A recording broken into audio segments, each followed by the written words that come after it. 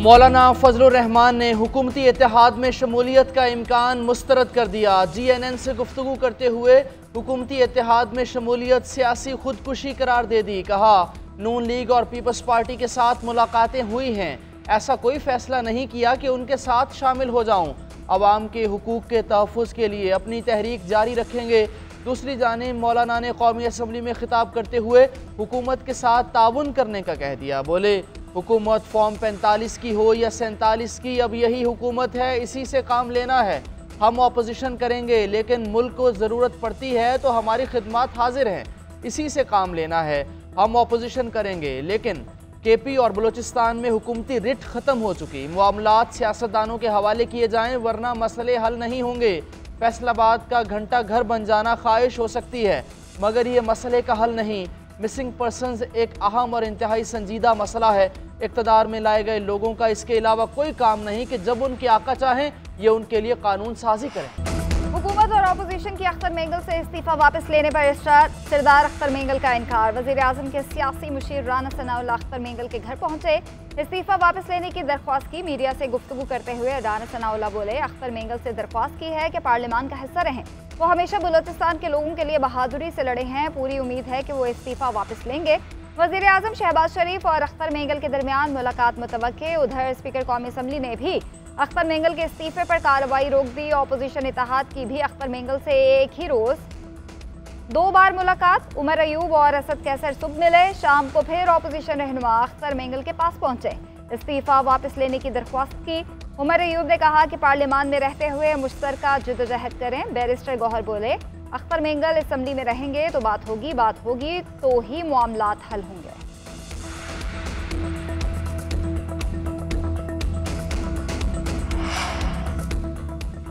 जबर और तशद्दुद बलोचिस्तान के इस्तेहसाल का मसला है, हर हुकूमत में उठाया। कई सालों से बलोचिस्तान के मसाइल पर बात कर रहा हूँ, मगर रियासत समझ नहीं पा रही। सरदार अख्तर मेंगल की सहाफ़ियों से गुफ्तगू। बोले, मैंने किसी मुश्किल जुबान में तो बात नहीं की, मेरी वो हैसियत ही नहीं कि बलोचिस्तान और विफाक के दरमियान खुद को पुल समझूं।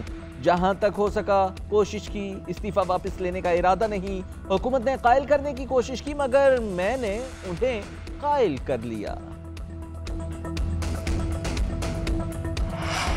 अपोजिशन इत्तेहाद का बलूचिस्तान की सूरत हाल पर ऑल पार्टीज कॉन्फ्रेंस बुलाने का ऐलान। महमूद अचकज़ई कहते हैं, राब्तों के लिए कमेटी बना दी जो कल से काम शुरू कर देगी।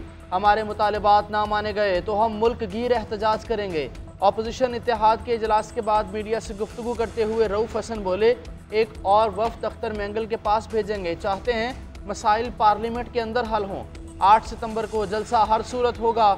असद कैसर बलूचिस्तान की सूरत हाल से दुश्मन फ़ायदा उठा रहे हैं, इस पर संजीदगी से मिलकर बैठना चाहिए।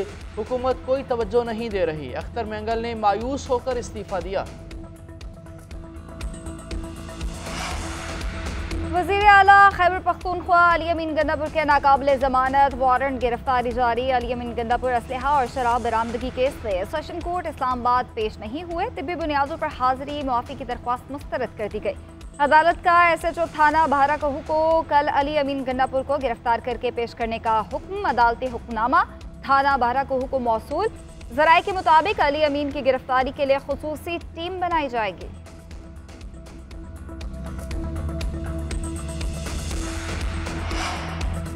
£190 मिलियन रेफरेंस में बुशरा बीबी की बरियत की दरखास्त की समाअत। वकला ने दलाइल मुकम्मल कर लिए। फैसला महफूज कल सुनाया जाएगा। वज़ीर आला अली अमीन के पास अक्सरियत नहीं है। फैसल करीम कुंडी कहते हैं कि उनको एतमाद का वोट लेना चाहिए। असम्बली में अक्सरियत नहीं, इसीलिए 4 मरतबा इजलास मुलतवी किया। काबीना में ऐसे रद्दोबदल कर रहे हैं जैसे फुटबॉल मैच के खिलाड़ी हों। किसी वजीर मुशीर को निकालना है तो पहले वजह बताएं कि वो करप्ट है या नाअहल। करप्ट है तो सजा दिलाएं। £190 मिलियन रेफरेंस में बुशरा बीबी की बरियत की दरखास्त की समाअत। वकला ने दलाइल मुकम्मल कर लिए। फैसला महफूज कल सुनाया जाएगा। एहतसाब अदालत के जज नासिर जावेद राना ने समाअत अडियाला जेल में की। बानी PTI और बुशरा बीबी को पेश किया गया। अदालत ने नैब चेयरमैन के खिलाफ तौहीन अदालत की दरखास्त गैर मुअस्सर करार दे दी।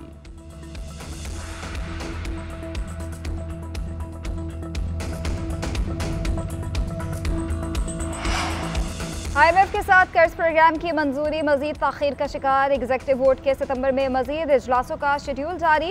9 और 13 सितंबर को भी पाकिस्तान का मामला एजेंडे में शामिल नहीं। 9 सितंबर को भूटान और 13 सितंबर को नॉर्वे का केस शामिल है। उधर वजारत खजाना और IMF में बैरूनी फाइनेंसिंग पर वर्चुअल मुज़ाकरात मंजूरी के लिए डेडलाइन ना मिल सकी।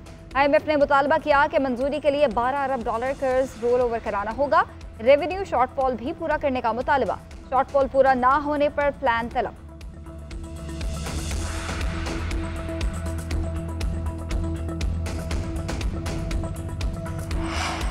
वज़ीर आज़म शहबाज शरीफ से क़ला अब्दुल्ला में सैलाबी रेले में फंसे लोगों को बचाने वाले एक्सीवेटर ड्राइवर की मुलाकात। वज़ीर आज़म ने कहा कि मुहिबुल्लाह ने मुसीबत में घिरे लोगों को बचाकर कौमी फरीज़ा अदा किया, कौमी हीरो हैं। वज़ीर आज़म ने ड्राइवर मुहिबुल्लाह को 25 लाख रुपए इनाम भी दिया। मुहिबुल्लाह के बच्चों के लिए तालीम मुफ्त और ख़ानदान को इलाज की मुफ्त सहूलियात फराहम करने का भी ऐलान किया।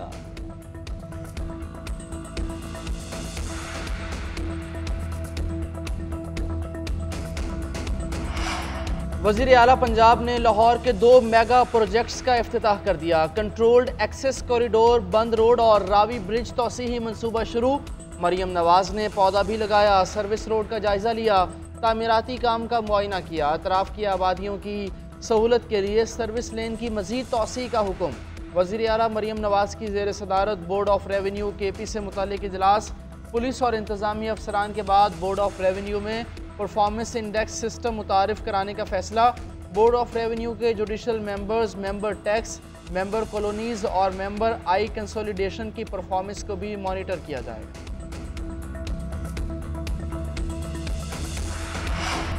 इलेक्शन कमीशन ने इस्लामाबाद के इंतखाबात मुलतवी कर दिए। ECP का कहना है कि पार्लियामेंट में नई कानून साजी के बायस इंतखाबात मुलतवी किए गए। वफाकी दारुल हुकूमत के लोकल बॉडीज इलेक्शन 9 अक्टूबर को स्केजुअल थे। कौमी असम्बली ने 26 अगस्त को इस्लामाबाद बल्दियाती एक्ट की मंजूरी दी, जिसमें हर यूनियन काउंसिल के नुमाइंदों की तादाद बढ़ाकर 15 कर दी गई।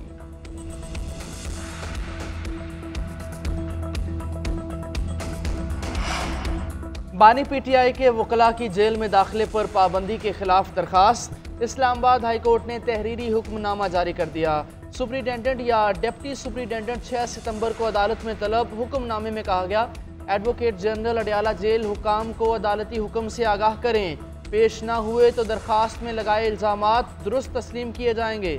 इस्लामाबाद हाई कोर्ट फिर एहतसाब अदालत को अडियाला जेल से दूसरी जगह मुंतकिल करने से मुतालिक गौर करेगी।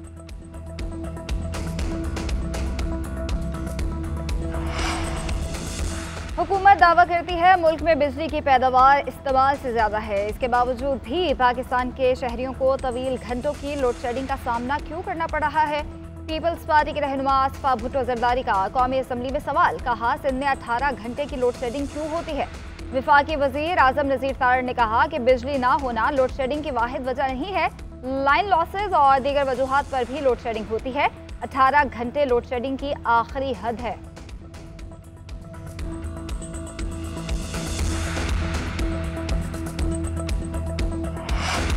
बलोचिस्तान में किसी बलोच ने नहीं, दहशतगर्दों ने पाकिस्तानी को कत्ल किया। मासूम लोगों को निशाना बनाने वालों को निशाने इबरत बनाएंगे। वजीर आला सरफराज भुट्टी का 2 टोक ऐलान। बोले मुट्ठी भर दहशतगर्द आसान हदफ ढूंढ कर हमले करते हैं। अब जो कुछ हो रहा है ये बलोच कौम के नाम पर जरूर किया जा रहा है, लेकिन इसका ताल्लुक बलोच कौम से नहीं है। बलोचिस्तान हुकूमत नौजवान तुलबा को पढ़ने के लिए बाहर भेज रही है। मुल्क दुश्मन उन्हें दहशतगर्द बना रहे हैं। ये फैसला बलोच कौम ने करना है कि कौन उनकी ज्यादा खिदमत कर रहा है। इस लड़ाई का खात्मा उसी वक्त मुमकिन है जब हम गवर्नेंस के मॉडल को बेहतर बनाएंगे। ऑपोजिशन लीडर उमर अयूब का बलोचिस्तान के हालात पर फैक्ट फाइंडिंग कमीशन बनाने का मुतालिबा। कहा फैक्ट फाइंडिंग मिशन जाए और हालात देखे। बलोचिस्तान में लोगों से बात करने का मशवरा। कहा वफाकी हुकूमत उनसे बात नहीं करना चाहती, ऐसे काम कैसे चलेगा। अलमिया ये है कि हुकूमत कहीं और से डिक्टेशन लेती है। अख्तर मेंगल के इस्तीफ़े को हल्का ना लें, वो हमसे ज़्यादा मुहिब्बे वतन हैं। लापता अफराद के बारे में कोई बात नहीं कर सका।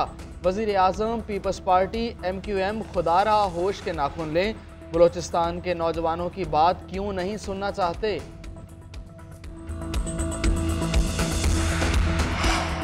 दहशतगर्दी के खिलाफ मौसर बयानिए के लिए उलमा से मुशावरत की कौमी मुहिम शुरू की जाएगी। वफाकी वज़ीर दाखिला की चेयरमैन रोयत हलाल कमेटी मौलाना अब्दुल खबीर आज़ाद से गुफ्तगू। कहा, दहशतगर्दों का कोई दीन और मजहब नहीं होता।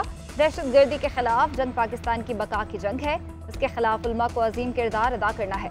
मौलाना अब्दुल खबीर आज़ाद ने कहा कि दहशतगर्दी, इंतहा पसंदी और फिरका वारियत को दीन में हराम करार दिया गया है। पूरी कौम दहशतगर्दी के खिलाफ जंग में अफवाज पाकिस्तान के साथ खड़ी है। इस्लामाबाद हाई कोर्ट में लापता फैजान उस्मान की बाजियाबी की दरखास्त पर समाअत अदालत ने मुखबी की बाजियाबी के लिए मंगल तक का वक्त दे दिया। IG को आइंदा समाअत पर हतमी रिपोर्ट की साथ पेश होने की हिदायत। समाअत 10 सितंबर तक मुलतवी कर दी। उधर सिंध हाई कोर्ट में लापता अफराद केस की समाअत। जस्टिस नेमतुल्लाह का अदब बाजियाबी पर बरहमी का इजहार। वफाकी हुकूमत और इदारों से रिपोर्ट तलब। आइंदा समाअत पर GIT सरबराह भी तलब।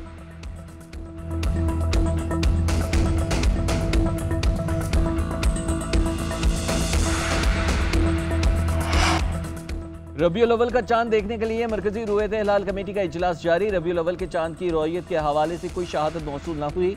माहिर रबीउल अव्वल के चांद की रोयत का फैसला और हतमी ऐलान चेयरमैन रुयत हिलाल कमेटी कुछ देर बाद करेंगे।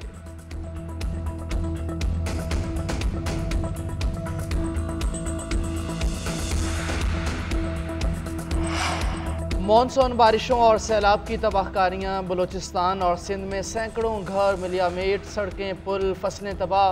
बलूचिस्तान और सिंध के मुतअद्दिद अजला अभी भी पानी में डूबे हैं। कई मुतासरा इलाकों में बीमारियों ने यलगार कर दी।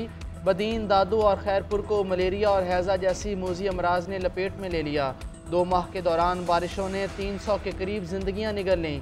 महकमा मौसमियात के मुताबिक पंजाब में 112 अमवात हुई, KP में 96, जबकि बलूचिस्तान में 39 अफराद जान से हाथ धो बैठे। चारों सूबों में मजीद 1 रोज़ तक बादल बरसने की पेशगोई।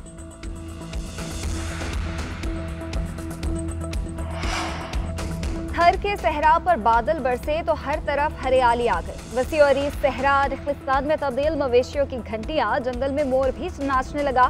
जिंदगी की रौनक बहाल, हर तरफ खुशी के शादियाने बज उठे। बहते झरने और आबशारों ने थर के मनाजिर को और भी दिलकश बना दिया। सियाहती मकाम कारूंजर पहाड़ पर सयाह मौसम से लुत्फानंदोज होने पहुंचने लगे। क्रिकेट टीम बांग्लादेश से व्हाइट वॉश हो गई। इससे बुरी और शिकस्त क्या होगी। क्रिकेट एक टेक्निकल खेल है, इस पर सिफारिशी बिठा दिए। मोहसिन नकवी की क्या काबिलियत है, उन्होंने क्रिकेट का बेड़ा गर्क कर दिया। बानी PTI की सहाफ़ियों से गैर रस्मी गुफ्तगू। कहा, रमीज़ राजा मेरा रिश्तेदार नहीं था, एक प्रोफेशनल क्रिकेटर था जिसे मैंने चेयरमैन PCB बनाया। जो काम दुश्मन नहीं कर सका वो ये खुद करके इदारे को नुकसान पहुंचा रहे हैं। चीफ जस्टिस ने 2.5 माह से नैब तरमीम अपील का फैसला महफूज कर रखा है। इंतजार किया जा रहा है कि मुझे 190 मिलियन पाउंड रेफरेंस में सजा हो तो वो फैसला सुनाए, तो नैब तरमीम का फैसला सुनाए। सुप्रीम कोर्ट को तबाह करने की कोशिश की तो सड़कों पर एहतजाज तहरीक शुरू कर देंगे। बांग्लादेश के खिलाफ बदतरीन परफॉर्मेंस का अंजाम। पाकिस्तान टेस्ट रैंकिंग में 6 से 8वें नंबर पर गिर गया। कौमी टेस्ट टीम के मौजूदा रेटिंग पॉइंट्स सिर्फ 76 रह गए। 59 साल बाद पाकिस्तान की रेटिंग बदतरीन सतह पर आई। 1965 के पाकिस्तान के कम तरीन पॉइंट्स हुए। नाकिस तरीन परफॉर्मेंस के बायस बाबर आजम टॉप 10 बल्लेबाजों की फहरिस्त से बाहर। 3 दर्जे तनज़्ज़ुली के बाद 12वें नंबर पर चले गए। रिजवान की 10वीं पोजीशन बरकरार। टॉप 10 बॉलर्स में भी पाकिस्तान का कोई खिलाड़ी शामिल नहीं। 1 दर्जे तनज़्ज़ुली के बाद शाहीन शाह का 11वां नंबर।